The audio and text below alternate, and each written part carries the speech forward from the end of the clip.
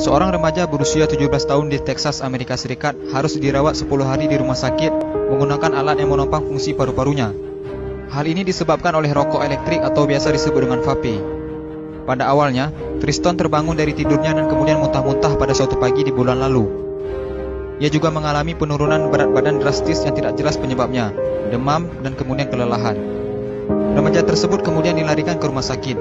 Pada awalnya dokter mengira kondisinya mirip dengan pneumonia. Namun setelah melakukan CT scan, ternyata hasilnya negatif. Kondisi Triston semakin memburuk, paru-parunya gagal berfungsi secara mendadak.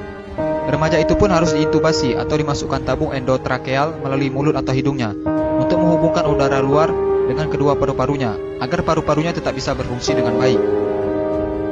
Seluruh tim medis mencurigai bahwa vape yang diakui oleh Triston telah dikonsumsinya sejak di kelas 8 diduga menjadi biang kerok gagalnya paru-paru Triston.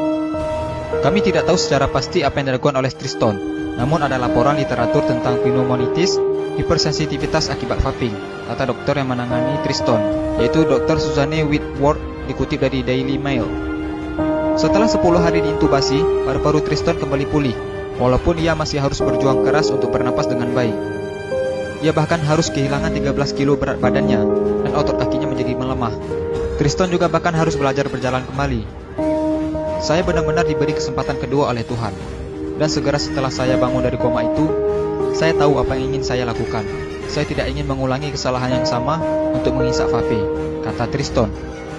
Triston berjanji bahwa dia tidak akan nge-vape lagi dan akan menyarankan kepada teman-temannya untuk membuang vape mereka.